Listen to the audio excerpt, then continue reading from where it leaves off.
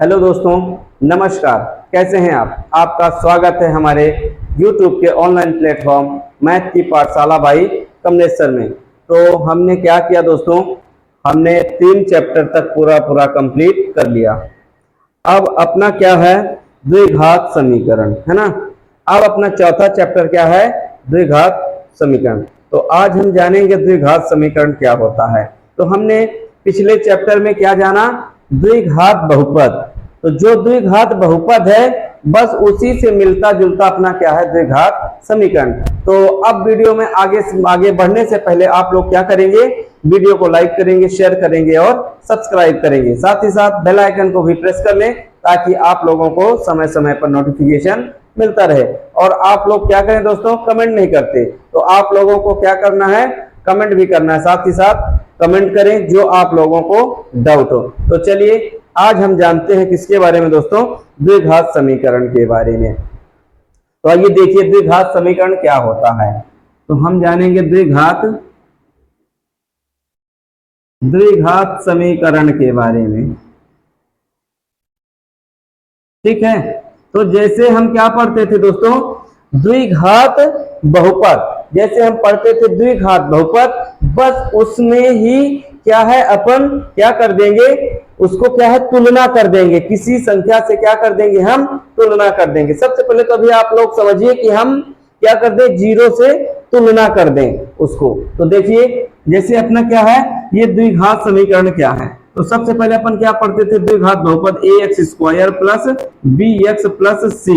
अब ये क्या है, अपना द्विघात बहुपद है। जब हम इसकी तुलना किसी संख्या किसी नंबर से करा दे तब ये क्या कहलाएगा, समीकरण कहलाएगा। देखिए जब हमने इसकी तुलना किससे करा दी, 0 से करा दी। किससे करा दी, 0 से। तो ये हमारा द्विघात समीकरण बन गया। अब ये हमारा क्या बन गया, द्विघात समीकरण।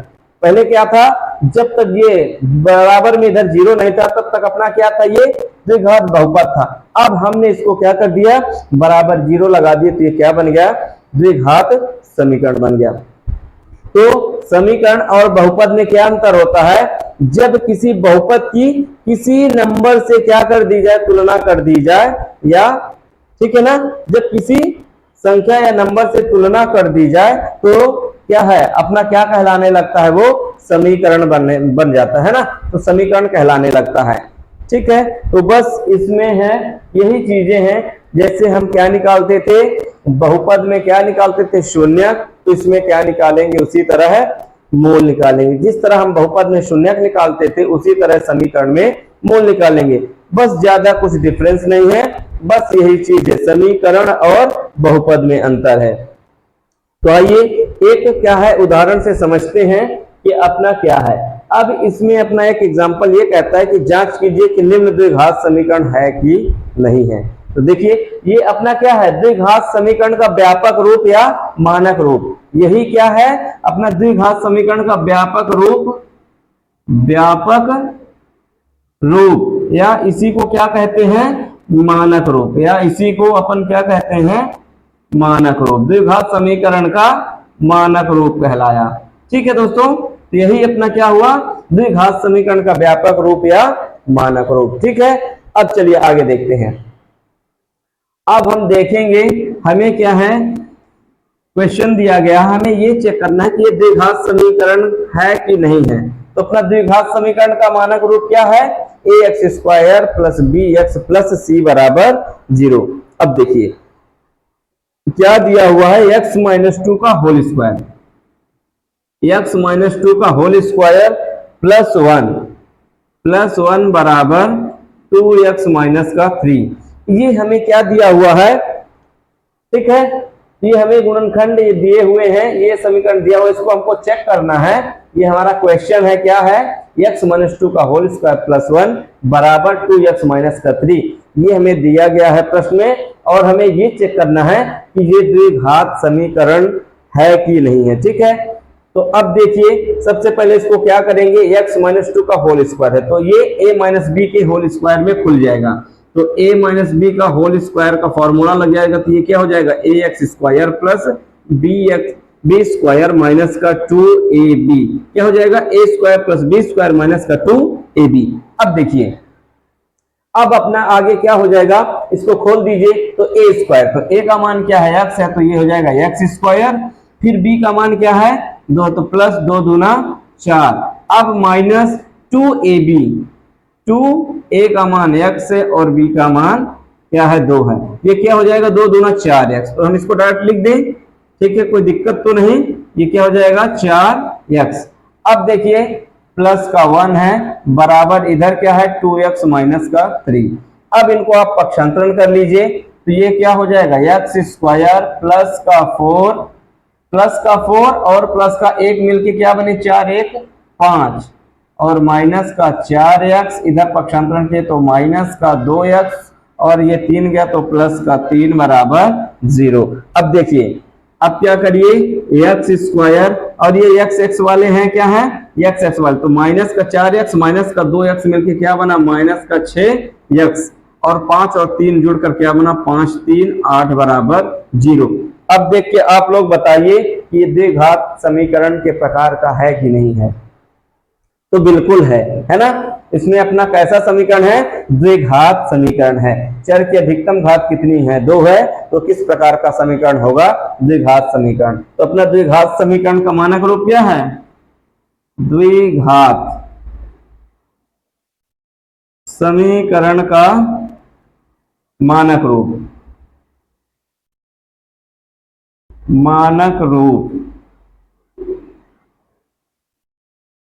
ax square plus bx plus c बराबर 0। तो इस प्रकार का समीकरण है अपना, बिल्कुल है ना। तो ये क्या है इसके प्रकार का है, ठीक है, ax square plus bx plus c बराबर 0 के प्रकार का अपना समीकरण बिल्कुल है ना। तो ये क्या है द्विघात समीकरण है, ठीक है। अब देखिए अब और एक आध एग्जांपल और देख लीजिए, नहीं तो हम चलते हैं डायरेक्ट प्रश्नावली में। चलिए डायरेक्ट प्रश्नावली में चलते हैं, यही निकालने चेक करने अपने को। प्रश्नावली 4.1 में पहला क्या है कि जांच कीजिए कि क्या निम्न द्विघात समीकरण है कि नहीं है। तो देखिए अपना पहले का पहला क्या कहता है प्रश्न कि x प्लस 1 का होल स्क्वायर बराबर 2 इंटू एक्स माइनस 3। ये हमें क्वेश्चन दिया गया है, अब हमें इसको चेक करना है कि ये द्विघात समीकरण के प्रकार का है कि नहीं है। तो चलिए अब क्या देखेंगे x प्लस 1 का होल स्क्वायर, तो अब हम इसका होल स्क्वायर खोलेंगे, तो ये काहे में खुलेगा a प्लस बी का होल स्क्वायर। यहाँ पास किसका फॉर्मूला लगेगा a प्लस बी का होल स्क्वायर, तो क्या हो जाएगा a square plus B square plus 2ab। अब लगा दीजिए, तो a की जगह क्या है x है, तो x स्क्वायर प्लस b की जगह 1 है, तो 1 का स्क्वायर 1 ही आएगा प्लस 2ab, तो 2 a का मान x है b का मान 1 है, तो ये क्या हो जाएगा 2x बराबर इधर क्या हो जाएगा 2 का गुणा करें 2x माइनस का 6। अब इनको आप पक्षांतरण कर लीजिए, x square plus 1 plus 2x और इधर जाएगा तो माइनस का 2x प्लस का 6 बराबर 0, ठीक है। तो अब ये क्या बनेगा एक्स स्क्वायर माइनस का प्लस का 2x माइनस का 2x कैंसिल होके क्या हो गया 0 हो गया। अब ये क्या हुआ 6 और 1 जुड़कर क्या बना 7 बना बराबर 0। ये क्या द्विघात समीकरण है, हाँ बिल्कुल है। क्यों है, क्योंकि देखिए द्विघात समीकरण अपना क्या होता है, द्विघात समीकरण ये होता है कि जिसमें चर की अधिकतम घात कितनी हो 2 हो। तो आप लोग ऐसा ना करेंगे कि आप लोगों को क्या है चर x वाला मान नहीं दिख रहा है तो आप लोग कह दें कि नहीं है, यदि नहीं है तो उसका मान क्या है 0 है। देखिए अब अपना ये क्या बनेगा, ये क्या ax square plus bx plus c बराबर 0 के प्रकार का है, के प्रकार का है, हाँ कैसे। अब देखिए हम इसको चाहे तो बना सकते हैं, ये क्या हो जाएगा एक्स स्क्वायर प्लस ये नहीं है तो 0x प्लस 7 बराबर 0, ठीक है। ये हो गया, जो पद नहीं है तो उसको 0 के साथ लिख दीजिए, उस पद का मान क्या होगा 0 होगा, है ना। ये क्या हो गया x square plus 0x plus 7 बराबर 0, ठीक है। अब देखिए इसका दूसरा नंबर, तो इसका दूसरा नंबर क्या कहता है कि एक्स स्क्वायर माइनस का 2x, इसका second number x square minus का 2x बराबर क्या है माइनस का 2 इंटू 3 माइनस का x। अब देखिए अब आप इनको सरल कर लीजिए, और पक्षांतरण करके एक साइड में लाइए। तो क्या हो गया, एक्स स्क्वायर माइनस का 2x बराबर, अब इसका गुणा करेंगे तो क्या हो जाएगा, माइनस का 6 माइनस माइनस प्लस का x। अब इनको पक्षांतरण करेंगे, ये क्या हो जाएगा, एक्स स्क्वायर माइनस का 2x पहले से है, ये इधर गया तो प्लस का 6 और माइनस का x बराबर 0। अब एक्स स्क्वायर, ये माइनस का x और माइनस का 2x जोड़कर क्या बने, माइनस का 3x प्लस का 6 बराबर 0। हाँ, ये द्विघात समीकरण है। क्या है, द्विघात समीकरण है आंसर। ठीक है, तो ये अपना किस प्रकार का है, द्विघात के समीकरण के प्रकार का है कि नहीं है। एक्स स्क्वायर माइनस का 3x प्लस c बराबर 0, तो ये द्विघात समीकरण के प्रकार का है।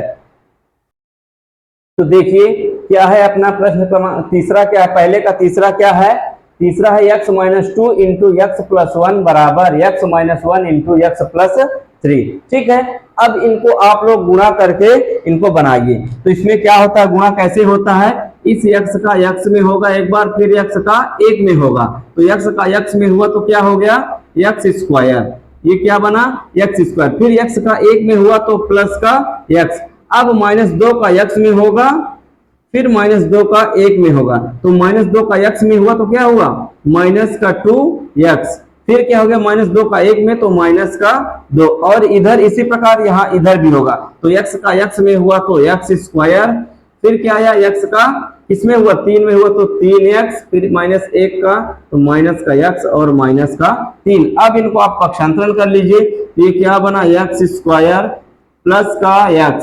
ठीक है, इनको जोड़ घटा लीजिए, तो ये 2x है और ये 1x है, ये माइनस का 2x, ये प्लस का 1x, तो 2 में 1 घटा तो 1 काहे का 1 माइनस का x और माइनस का 2 बराबर। अब इनको पक्षांतरण कर लीजिए, इधर भी देखिए 3 में 1 घट गया तो 2 बचेगा, है ना, इधर पक्षांतरण हुआ तो माइनस का x स्क्वायर, अब 3 में 1 घटा तो यहाँ पास क्या बचा था, 2x, तो प्लस का 2x तो उधर जाएगा तो माइनस का 2x और प्लस का 3 बराबर 0। अब देखिए ये प्लस का x स्क्वायर माइनस का x स्क्वायर तो घट के 0 हो गया।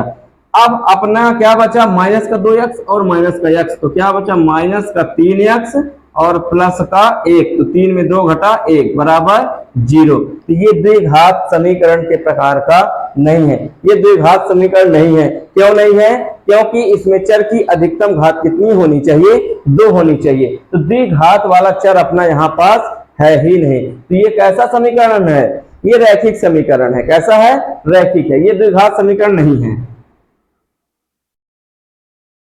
द्विघात समीकरण नहीं है, ये अपना द्विघात समीकरण नहीं है। अब देखिए और कौन सा देख लें, इसी तरह आपका चौथा है, पांचवा क्या है, इसी तरह पांचवा है, छठवां का ये तो बता दें, फिर सतवां आठवां। ठीक है, आप लोग क्या करेंगे, हमने बता दिया, एक और बता देते हैं आपको, फिर क्या है, सतवां और आठवां बताएंगे कैसे हैं, क्यूब वाले हैं, तो आप स्क्वायर वाले फिर आप लोग देख लीजिएगा। तो कौन सा बता दें, चलिए कोई सा भी बता देते हैं। देखिए एक छठवां वाला बता देते हैं। छठवां क्या कहता है, छठवां कहता है एक्स स्क्वायर प्लस का 3x plus 1, x square plus का 3x प्लस 1 बराबर, इधर क्या है, बराबर इधर है x माइनस 2 का होल स्क्वायर, x माइनस 2 का होल स्क्वायर। ठीक है, तो ये अपना क्वेश्चन है छठवां। अब आप लोग इसमें क्या करेंगे, सबसे पहले आप लोग इसमें क्या करेंगे, x माइनस 2 का होल स्क्वायर खोल के पक्षांतरण कर लेंगे, सिंपल सा है, तो करिए, चलिए सही करिए आप लोग। तो अब देखिए आगे हम बताते हैं, तो ये क्या हो जाएगा, x square plus 3x plus 1 रहेगा। अब इसका स्क्वायर खोल देंगे तो ये क्या हो जाएगा, x का स्क्वायर करेंगे तो x स्क्वायर प्लस 2 का स्क्वायर करेंगे तो 4 माइनस का 2ab, तो 2 दूना 4x, क्या हो जाएगा 4x। आप लोग फॉर्मूले लगा के देख लेना, है ना, यही आएगा। अब देखिए, अब हम इसको क्या करते हैं, पक्षांतरण। तो इधर अपना क्या है, x square plus 3x plus 1, अब इसको पक्षांतरित करेंगे तो ये माइनस का एक्स स्क्वायर, क्या है, माइनस का एक्स स्क्वायर, ये प्लस का 4 है तो उधर गया माइनस का 4 और प्लस का 4x बराबर 0। अब देखो ये प्लस का एक्स स्क्वायर, ये माइनस का एक्स स्क्वायर, तो क्या हो गए, कैंसिल आउट हो गए। अब अपना क्या बचा, ये प्लस का 3x प्लस का 4x जोड़कर क्या बने 7x, और ये माइनस का 4 और प्लस का 1 मिलकर क्या बना माइनस का 3 बराबर 0। ये भी नहीं है, नहीं है, कैसा द्विघात समीकरण नहीं है, बिल्कुल नहीं है। ठीक है, क्यों नहीं है, क्योंकि इसमें स्क्वायर वाला पद गायब है। तो क्या है, इसमें स्क्वायर वाला पद अपना गायब है। ठीक है, तो अब देखिए, अब हम 7वां और 8वां और बता देते हैं, क्यूब वाले हैं। ठीक है कुछ नहीं, बस ऐसे ही करना है, उसमें केवल क्यूब वाले फॉर्मूले लगाने हैं। जैसे हमने इनको, जैसे यहाँ पास स्क्वायर का फॉर्मूला लगाकर इसको सॉल्व किया था, तो जिसमें क्यूब है तो क्यूब वाला फॉर्मूला लगाकर उसको सॉल्व कर देंगे। ठीक है, तो अब देखिए क्या है अपना 7वां, x प्लस 2 का होल क्यूब बराबर 2x into x square minus का 1। ये है अपना क्या क्वेश्चंस। अब इसको क्या करेंगे, हम क्यूब वाला फॉर्मूला लगा के पहले क्यूब खोलेंगे, है ना, क्यूब होल क्यूब खोलेंगे, फिर इसको अंदर गुणा कर देंगे, बस पक्षांतरण कर लेंगे, बस इतना सा काम करना है। जैसे करें, अब देखिए क्यूब का फॉर्मूला क्या होता है, a प्लस बी का होल क्यूब। तो a प्लस बी का होल क्यूब क्या होता है, a cube plus B cube plus 3a square B plus 3ab square, ये अपना क्यूब का फॉर्मूला होता है। अब इस फॉर्मूले पे रख के आप इसको खोल लीजिए, इसका होल क्यूब खोल देंगे। तो अब इसका होल क्यूब खोलेंगे तो a की जगह क्या है x है और b की जगह 2 है, तो x का क्यूब प्लस 2 का क्यूब, 2 का क्यूब प्लस 3a स्क्वायर मतलब x स्क्वायर b, तो b का मान 2 प्लस 3a का मान x इंटू बी स्क्वायर, तो b मतलब 2 का स्क्वायर। अब देखिए इधर क्या है, इधर है अपना 2x, तो 2x का गुणा इसमें किए तो 2x इंटू एक्स स्क्वायर, फिर माइनस 2x का गुणा इसमें 1 में। अब आगे क्या होगा, इसको सॉल्व करिए तो ये हो जाएगा x क्यूब प्लस 2 का क्यूब 8 प्लस 3 दूनी 6 6x स्क्वायर, फिर प्लस ये हो जाएगा 2 दूना 4 4 तिहाई 12x, इधर क्या होगा 2x का इसमें गुणा होगा तो 2x क्यूब माइनस का ये क्या हो जाएगा 2x हो जाएगा। अब इनको पक्षांतरण कर लीजिए, ये हो जाएगा x क्यूब प्लस का 8 प्लस का 6x स्क्वायर प्लस का 12x, इनको पक्षांतरण करेंगे माइनस का 2x क्यूब और माइनस माइनस प्लस 2x बराबर 0। अब देखिए इधर माइनस का 2x क्यूब है और इधर 1x क्यूब है, तो 2 में 1 घटा तो क्या आया 1, तो माइनस का x क्यूब, क्या बचा इधर माइनस का x cube plus 6x square 6x square, फिर x वाले 12x यहाँ है 2x यहाँ है, तो 12 2 14x, फिर क्या बचा अचर पद क्या है 8 है, प्लस का 8 बराबर 0। तो ये भी द्विघात समीकरण नहीं है, द्विघात समीकरण नहीं है, यही बताना है। क्यों नहीं है, क्योंकि इसमें x क्यूब वाला पद है। क्या है इसमें x क्यूब वाला, तो ये कितने घात वाला है, ये 3 घात वाला समीकरण है। ठीक है, अब इसी प्रकार अपना एक 8वां है, तो देख लीजिए 8वां भी,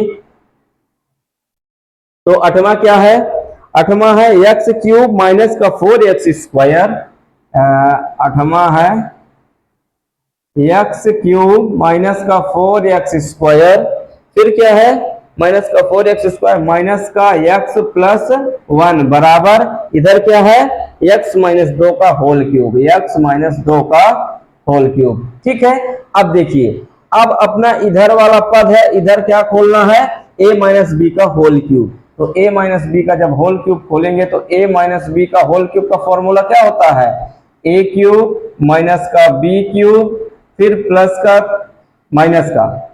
माइनस का 3a स्क्वायर b प्लस का 3ab स्क्वायर, ये हो गया अपना क्या फॉर्मूला।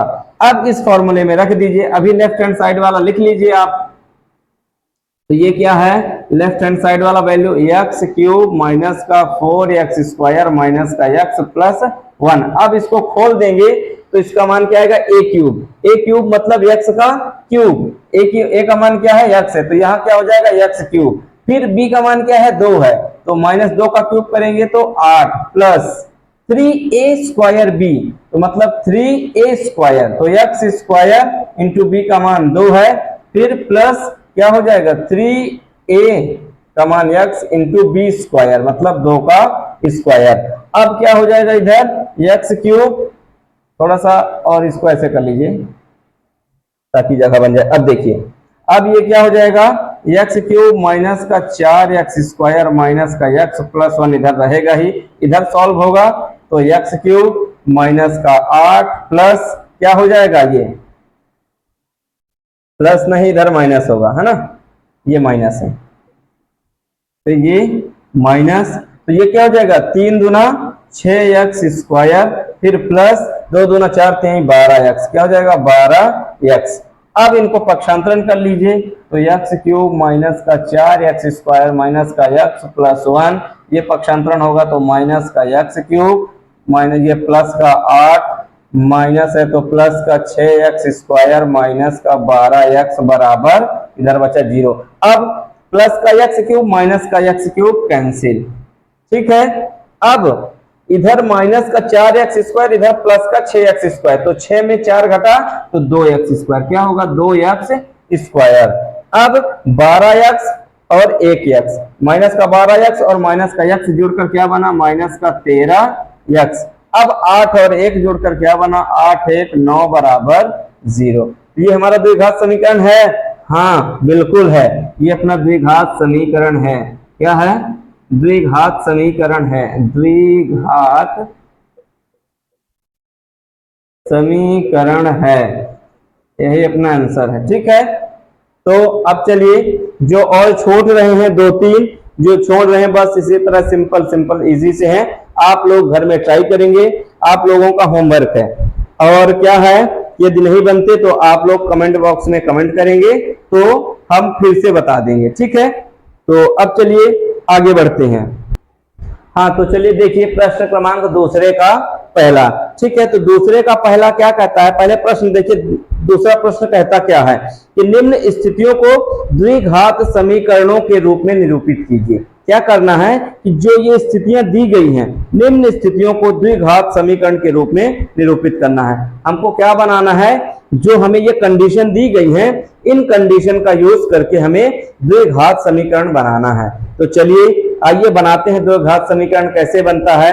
तो द्विघात समीकरण का मानक रूप क्या होता है दोस्तों, तो द्विघात समीकरण का मानक रूप ये होता है कि ax² plus bx plus c बराबर 0, ये होता है अपना द्विघात समीकरण का मानक रूप, ठीक है। तो आइए देखिए, हम देखते हैं प्रश्न क्रमांक दूसरे का पहला।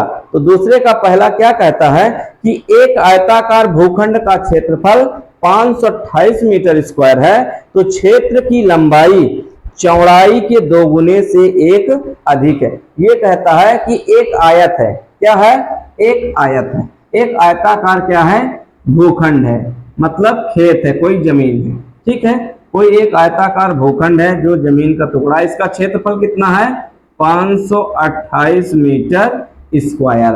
अब क्या कहता है कि इसकी लंबाई, क्या कहता है, इसकी लंबाई चौड़ाई के 2 गुने से 1 अधिक है, लंबाई चौड़ाई के 2 गुने से 1 अधिक है, ठीक है। यदि हम मान लो चौड़ाई को क्या मान लेते हैं, x मान लेते हैं, तो इसकी लंबाई क्या हो जाएगी, इसकी लंबाई हो जाएगी, लंबाई चौड़ाई के 2 गुने से 1 अधिक होगी, तो चौड़ाई का 2 गुना, तो x का 2 गुना 2x प्लस 1, 2 गुने से 1 अधिक है, ठीक है। अब देखिए ये हो गया अपना क्या, जो हमारा प्रश्न कह रहा है। अब देखिए हम क्या करते हैं, मानते हैं, चौड़ाई को मान लेते हैं, माना कि आयताकार भूखंड की चौड़ाई x मीटर है। क्या लिखेंगे, यहां से लिखेंगे माना कि, माना आयताकार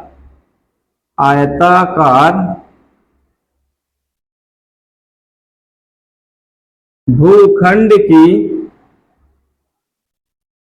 चौड़ाई x मीटर है। हमने आयताकार भूखंड की चौड़ाई क्या मान ली? x मीटर मान ली। ठीक है, तब हमारा प्रश्न क्या कहता है? तब प्रश्नानुसार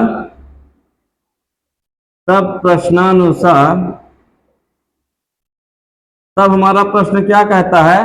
तब हमारा प्रश्न ये कहता है कि आयत की लंबाई, ठीक है, मतलब क्या कहता है कि क्षेत्र की लंबाई चौड़ाई के 2 गुने से 1 अधिक है। तो जो ये अपना आयत है, ठीक है ना, आयताकार भूखंड है, इसकी लंबाई चौड़ाई के 2 गुने से 1 अधिक है। तो लंबाई क्या हो जाएगी? लंबाई बराबर क्या हो जाएगी? 2x प्लस 1, है ना, 2x प्लस 1। तो अपनी चौड़ाई क्या, लंबाई क्या आ गई? 2x प्लस 1 मीटर आ गई। ठीक है, तब देखो, तब अब क्या होता है? आयत का क्षेत्रफल का फॉर्मूला क्या होता है? तो आयत का क्षेत्रफल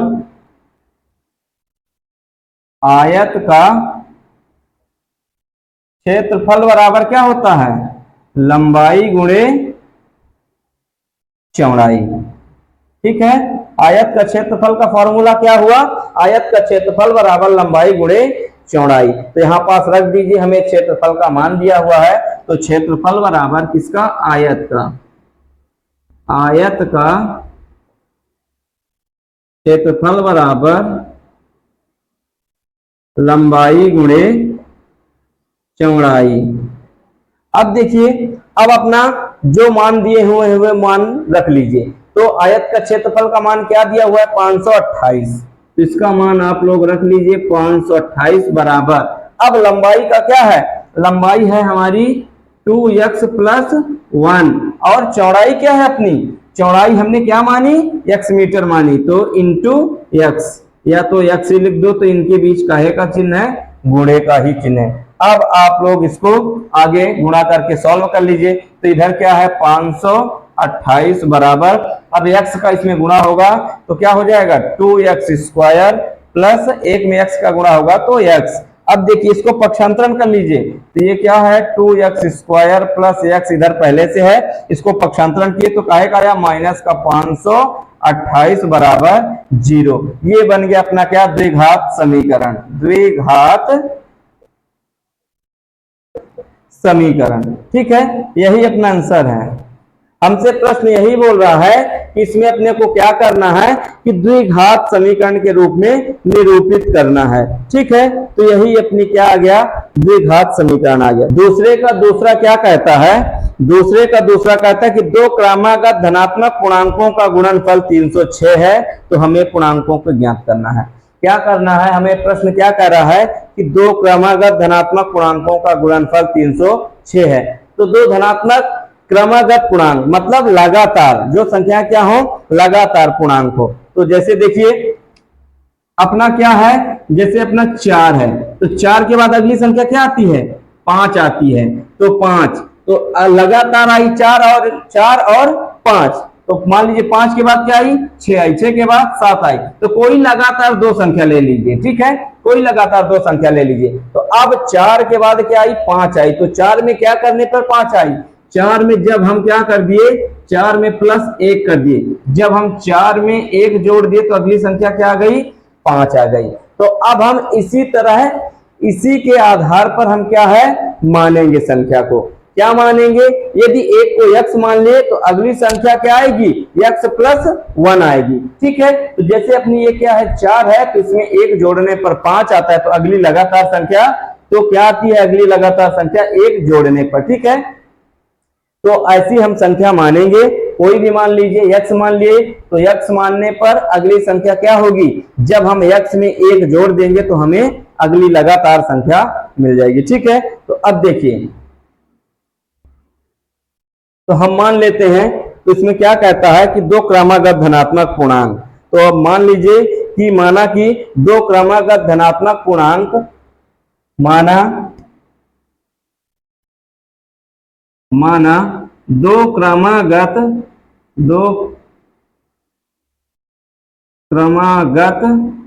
धनात्मक पूर्णांक दो क्रमागत धनात्मक पूर्णांक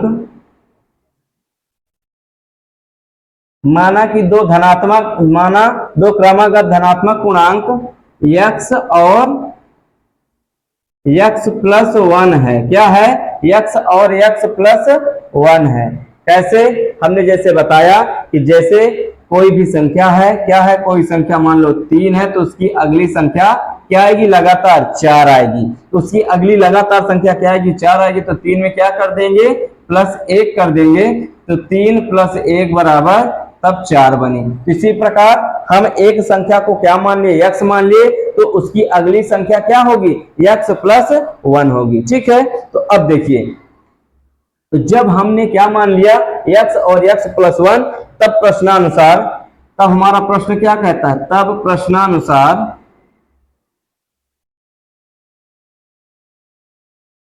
तब हमारा प्रश्न क्या कहता है कि दो क्रमागत धनात्मक पूर्णांकों का गुणनफल कितना आना चाहिए? 306 आना चाहिए। तो इनका गुणनफल कितना आना चाहिए? 306। तो कर दीजिए गुणा।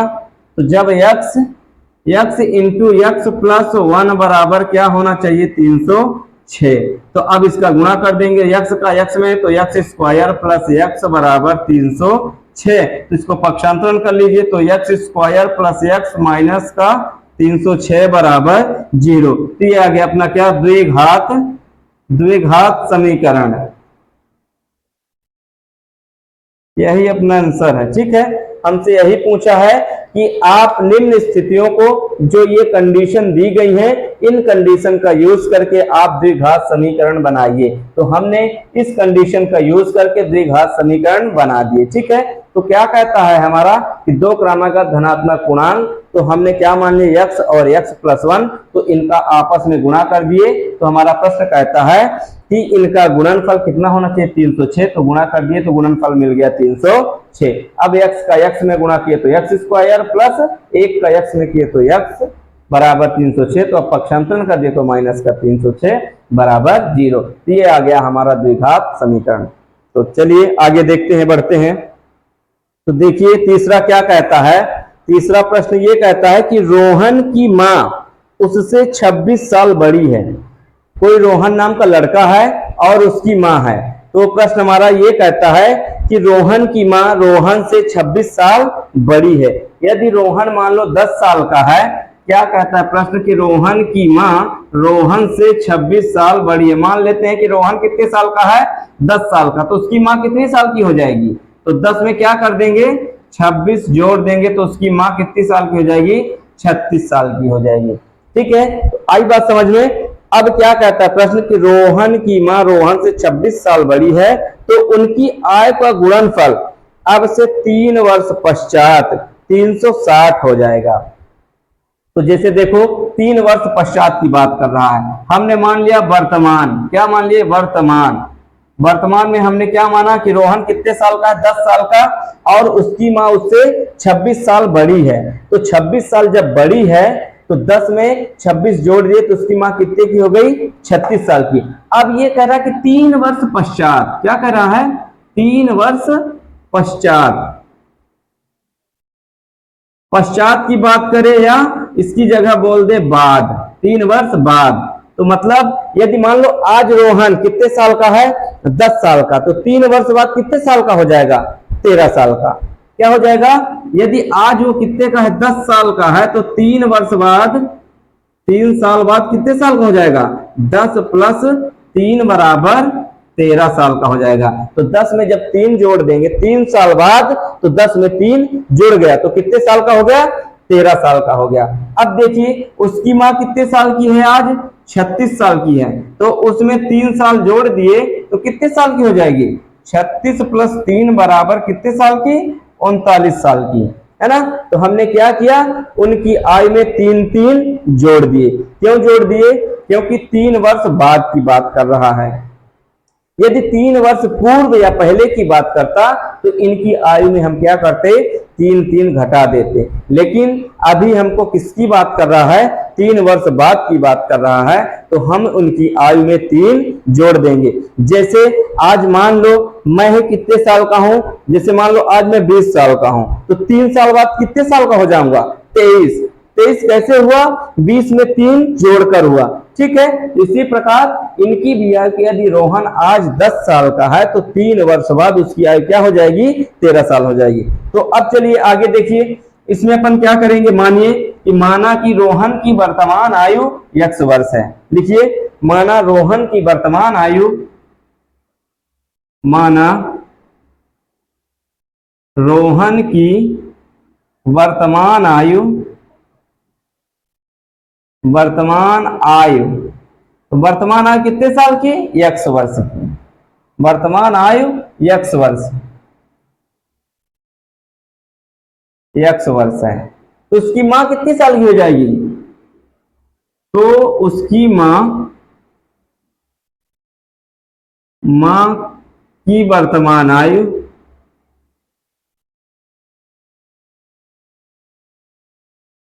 तो हमने क्या बताया? यदि वो x साल का है तो उसकी मां उससे 26 साल बड़ी है तो उसकी आयु में क्या कर देंगे? 26 जोड़ देंगे। तो x में क्या करिए आप? 26 जोड़ दीजिए तो उसकी मां की आयु क्या हो जाएगी? x प्लस 26 वर्ष।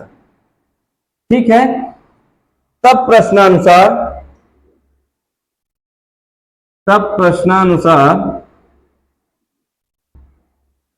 हमारा प्रश्न क्या कहता है? देखिए, हमारा प्रश्न ये कहता है कि 3 वर्ष पश्चात, तो 3 वर्ष पश्चात की पहले आयु निकाल लीजिए। 3 वर्ष बाद, तो 3 वर्ष बाद रोहन की आयु क्या हो जाएगी? 3 वर्ष बाद रोहन कितने साल का हो जाएगा? x प्लस 3, उसकी आयु में 3 जुड़ गई। और उसकी मां की आयु कितनी साल की हो जाएगी? उसकी मां की आयु क्या है? x plus 26, x plus 26 plus 3 तो कितनी हो गई? x प्लस 29 वर्ष। अब देखिए, अपना प्रश्न क्या कहता है? अपना प्रश्न ये कहता है कि 3 वर्ष बाद अब उनकी आयु का गुणनफल अब से 3 वर्ष पश्चात 360 हो जाएगा। क्या कह रहा है कि अब उनकी आयु का गुणनफल अब से 3 वर्ष पश्चात कितना हो जाएगा? 360 हो जाएगा। तो अब देखो, 3 वर्ष बाद की हमने आयु निकाल ली। रोहन की आयु 3 वर्ष बाद क्या है? x प्लस 3 है। और उसकी मां की आयु क्या है? x plus 29। तो इनकी आयु का गुणनफल कितना होना चाहिए? 360। तो कर दीजिए इनकी आयु का गुणनफल। तो रोहन की आयु x प्लस 3 तथा उसकी मां की आयु x प्लस 29 बराबर कितना होना चाहिए? 360। अब गुणा कर दिए, x का x में गुणा हुआ तो x स्क्वायर प्लस x का 29 में हुआ तो 29x, फिर 3 का x में हुआ तो 3x प्लस 29 का 3 में हुआ तो 29 या 87 बराबर 360। अब देखिए, अब इनको पक्षांतरण कर लीजिए तो ये क्या हो जाएगा? x स्क्वायर प्लस 29 में 3 जुड़ा तो 29 3 32x प्लस का 87 माइनस का 360 बराबर 0। अब देखिए, यहां पास हमने क्या कर दिया? इनकी आयु को हम क्या कर दिए? गुणा कर दिए और इसको 360 को पक्षांतरण कर दिए। तो अब 360 में 87 घटेगा तो क्या आएगा? तो देखिए, 60 ये चला गया तो बचा 300, इससे 60 चला गया, फिर क्या बचा? 27। तो 300 में 27 घटा तो 273, वो भी काहे का? माइनस का। तो ये क्या हो जाएगा? x स्क्वायर प्लस 32x, है ना? x square plus 32x minus का 273 बराबर 0। ठीक है, यही अपना क्या है? द्विघात समीकरण। यही आंसर है। हमें क्या निकालना है? द्विघात समीकरण ही बनाना है। ठीक है, तो आप लोगों को बात समझ में आ गई होगी। मैं ऐसी उम्मीद करता हूं कि आप लोगों को बात क्लियरली समझ में आई होगी। यदि नहीं तो चलिए एक बार फिर से देख लीजिए। तो हमारा प्रश्न क्या कहता है? तो पहले हम मान लेते हैं कि माना कि रोहन की वर्तमान आयु x वर्ष है तथा उसकी मां की वर्तमान आयु x प्लस 26 वर्ष है।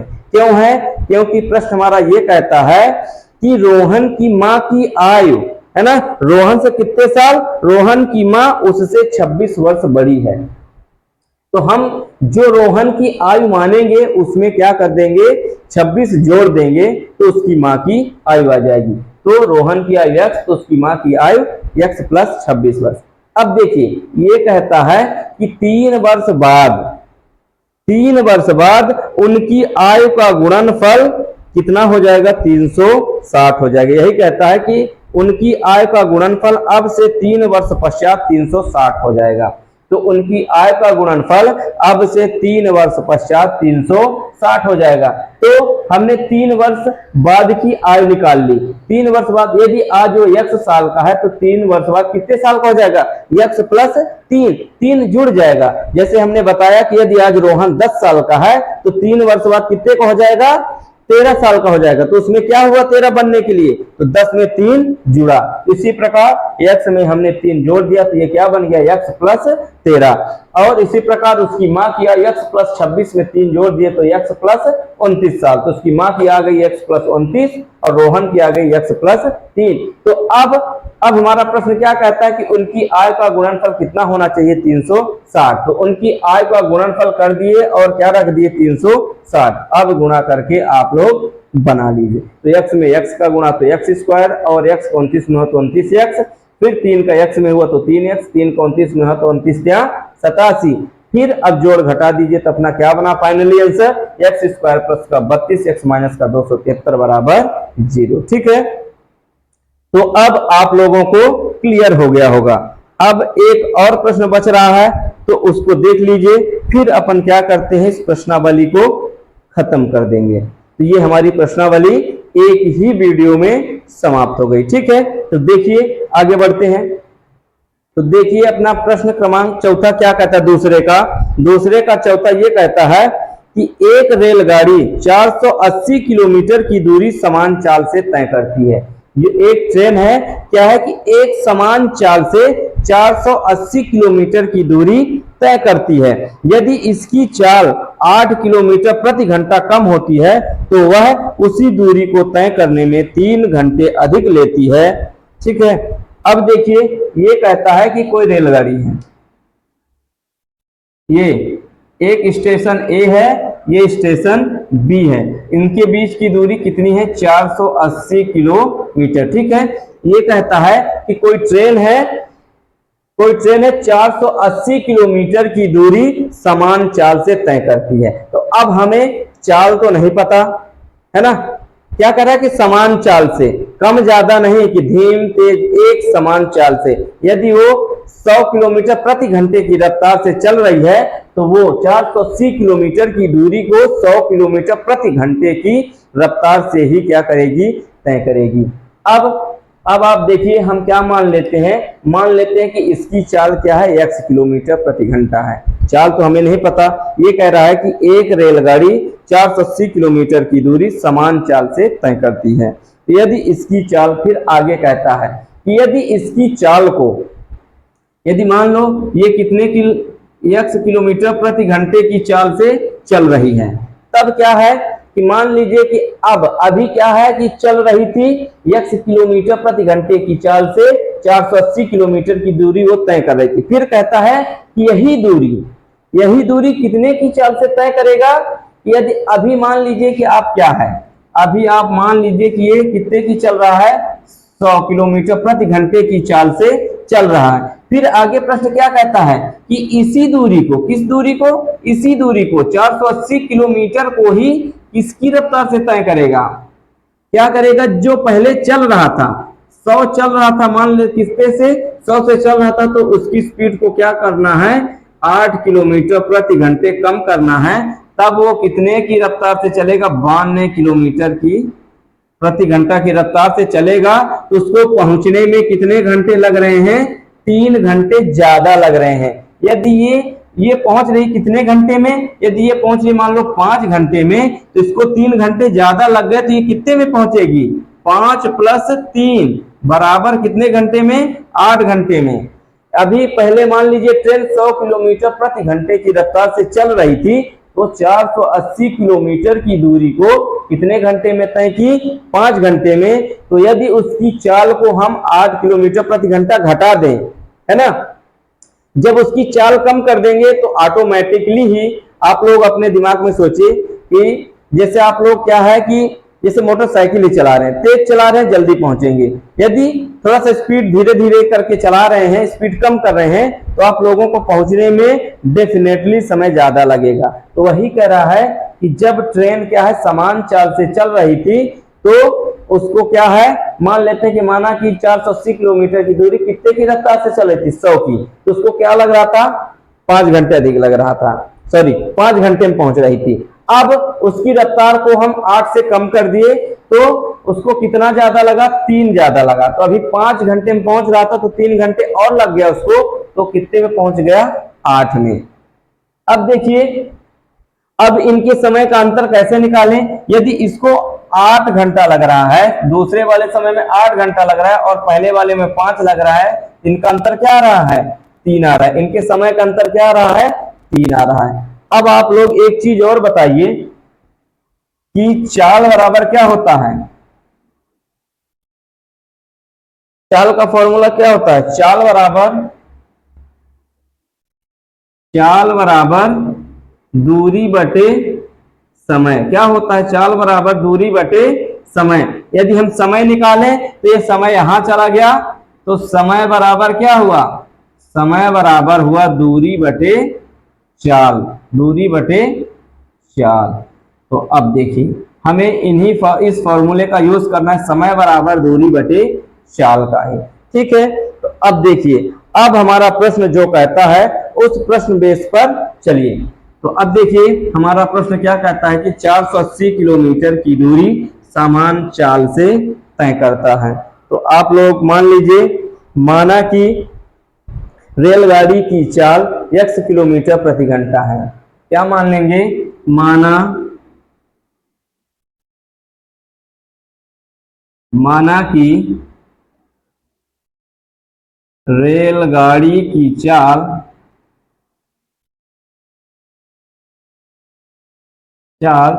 x किलोमीटर प्रति घंटा है, ठीक है। हमने रेलगाड़ी की चाल मान ली और दूरी क्या दिया हुआ है, दूरी कितनी है, तो दूरी कितनी है, दूरी बराबर 480 किलोमीटर ये दिया गया है। तब प्रश्नानुसार तब समय निकालिए, तब समय बराबर क्या हो जाएगा, समय बराबर दूरी बटे चाल।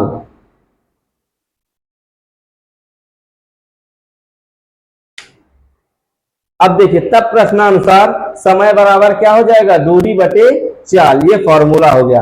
अब समय को हम मान लेते हैं क्या t, क्या मान लेते हैं t, समय क्या हो गया अपना t, ये हो गया समय t। अब दूरी क्या है अपनी 480 किलोमीटर और चाल क्या है माने हैं x माने, तो पहला समय अपना क्या निकला, ये हो गया क्या समीकरण नंबर 1, ठीक है। या समीकरण 1 ना बनाना हो तो इस समय को ही आप लोग क्या कर लीजिए t1 कर लीजिए, क्या कर लीजिए t1 कर लीजिए, तथा चाल को 8 किलोमीटर प्रति घंटा कम करने पर नई चाल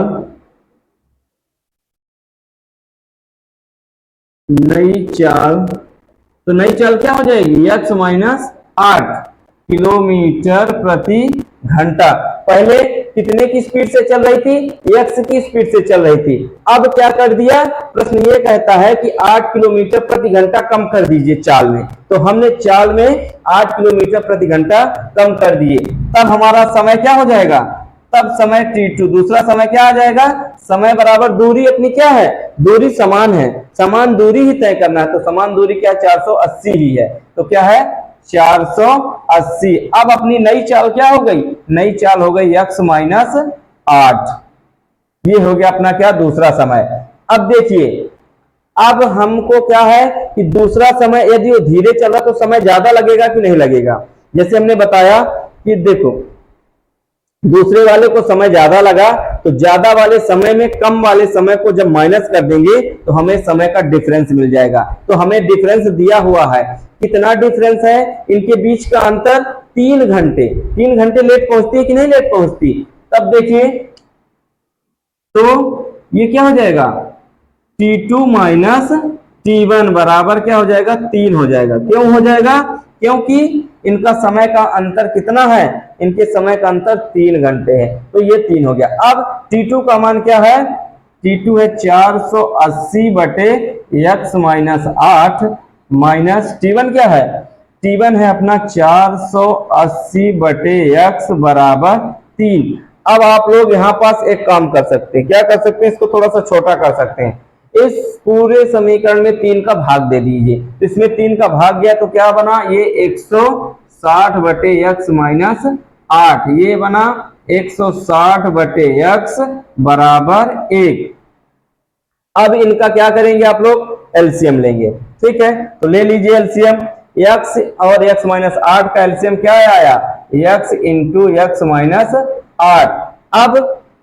अब क्या हुआ, अब जब भाग देंगे तो x माइनस 8 से x माइनस 8 कैंसिल, तो क्या बचा x, तो 160 में x का गुणा हुआ तो 160x। अब क्या बचा,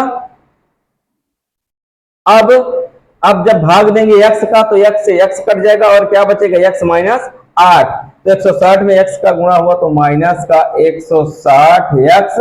फिर क्या हुआ,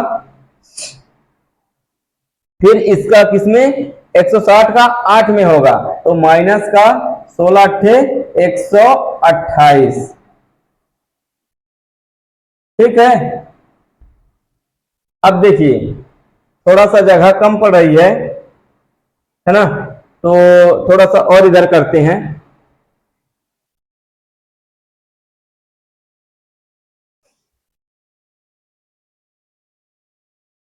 ठीक, तो अब देखिए, अब हमने क्या कर दिया था, ये क्या हो गया था 160x, फिर क्या हो गया था ये, अब इसका गुणा हुआ था तो ये भी क्या हो गया था, माइनस का 160x और माइनस माइनस प्लस 128, ठीक है। बटे में क्या था, x इंटू x माइनस 8 बराबर क्या था, इधर 1। अब 160 से 160 कैंसिल हो गया, ऊपर क्या बचा 128। अब ये भाग में तो इधर जाएगा तो गुणे में, तो x इंटू x माइनस 8। अब इसका गुणा हो जाएगा, ये पहले 128 है और इधर x का गुणा x में हो तो x स्क्वायर माइनस का 8x। अब इसको पक्षांतरण कर लीजिए तो ये क्या बन जाएगा, x स्क्वायर माइनस का 8x माइनस का 128 बराबर 0। ये बन गया अपना क्या, द्विघात समीकरण। अतः हमारा यही क्या आएगा, आंसर आएगा, ठीक है दोस्तों। तो ये आ गया अपना क्या, आंसर आ गया। तो अब मैं ऐसी उम्मीद करता हूं कि आप लोगों को एकदम क्लियर तरीके से समझ में आया होगा। तो देखिए एक बार और आप लोगों को समझा दे रहे हैं। तो हमारा प्रश्न क्या कहता है, एक बार प्रश्न को आप लोग क्या करेंगे, सबसे पहले इस तरह के प्रश्नों को आप लोग क्या है कि एकदम कायदे से पढ़िए, ध्यान से पढ़िए और प्रश्न क्या कहता है उसको समझिए और समझने का प्रयास कीजिए। हमारा प्रश्न क्या कहता है, जब आप लोग प्रश्न को समझने का प्रयास करेंगे तो आप लोगों से प्रश्न डेफिनेटली बनेगा। जो प्रश्न कह रहा है हम वही कर रहे हैं, है ना, प्रश्न के बाहर नहीं जा रहे हैं। तो इस प्रकार के प्रश्नों को सॉल्व करने के लिए आप लोगों को क्या करना पड़ेगा, सबसे पहले प्रश्न को ध्यान पूर्वक पढ़ना पड़ेगा। पढ़ने के बाद आप लोग उसको समझिए कि प्रश्न हमारा कहना क्या चाहता है, तो क्या करें, समझें, तो इसके बाद फिर वो करें। देखिए तब हमारा प्रश्न क्या कहता है कि एक रेलगाड़ी 480 किलोमीटर की दूरी समान चाल से तय करती है। तो हमने चाल को मान लिया कि माना कि रेलगाड़ी की चाल x किलोमीटर है तथा दूरी कितनी दी हुई है, दूरी दिया हुआ 480 किलोमीटर। तब हम समय निकालते हैं, तब समय का फॉर्मूला क्या होता है, समय बराबर दूरी बटे चाल। तो दूरी कितनी दी हुई है 480 और अपना चाल हमने क्या मानी हुई है x। फिर क्या कहता है कि यदि चाल में 8 किलोमीटर प्रति घंटा कमी कर दी जाए तो करने पर अपनी नई चाल क्या गई, x माइनस 8 किलोमीटर प्रति घंटा। अब अपनी ये नई चाल बन गई, ठीक है। तो अब नई चाल ये हो गई, तब हमारा समय क्या निकलेगा, समय बराबर दूरी बटे चाल। तो अपनी दूरी क्या है, दूरी समान ही है, तो दूरी अपनी क्या है 480 किलोमीटर बटे अपना क्या हो गया चाल। तो चाल हो गई नई चाल x माइनस 8, तो अपना दूसरा समय निकल गया। तो अब T2 में T1 को घटा देंगे तो इनके बीच का समय का अंतर निकल जाएगा। हमने T2 में T1 को ही क्यों घटाया, क्योंकि अब देखिए, जब वो क्या है कि जब उसकी चाल, वो धीमे चाल से चलेगा तो कितना समय लेगा, ज्यादा समय लेगा। तो ज्यादा वाले समय में कम वाले समय को माइनस कर देंगे तो उनके बीच का हमें अंतर मिल जाएगा। समय का अंतर दिया हुआ है, कितना दिया हुआ है कि हमें समय का अंतर कितना मिल रहा है, 3 घंटे। हमें जब क्या है कि उसकी चाल को कम कर दे रहे हैं, 8 किलोमीटर प्रति घंटे उसकी चाल को जब हम कम कर दे रहे हैं तो हमें कितना समय ज्यादा लग रहा है, 3 घंटे। कितने घंटे, 3 घंटे समय ज्यादा लग रहा है। तो हमने अधिक वाले समय, ज्यादा वाले समय में कम वाले समय को माइनस कर दिए तो T2 माइनस T1 बराबर 3। हमें कितना घंटा अधिक लग रहा है, 3 घंटा। अब T2 और T1 का मान रख के क्या है, एलसीएम लेके हमने जोड़ घटा के क्या है, द्विघात समीकरण बना दिए। यही हमारा क्या आ गया, आंसर आ गया। ठीक है दोस्तों, तो अब आप लोगों को बात एकदम क्लियर हो गई होगी। ठीक है, तो आप लोगों को 100% बात क्लियर हो गई होगी। तो चलिए अब हम क्या करते हैं, अब हमारी प्रश्नावली 4.1 क्या होती है, समाप्त होती है। ठीक है, हमने एक ही वीडियो में पूरी की पूरी प्रश्नावली 4.1 कवर कर दिए। तो अब आप लोगों को क्या करना है दोस्तों, अब इतनी मेहनत के लिए दोस्तों, आप लोगों के लिए ही इतनी मेहनत की जा रही है। तो आप लोगों को क्या करना है दोस्तों, इतनी मेहनत के लिए एक लाइक तो बनता है दोस्तों, है ना।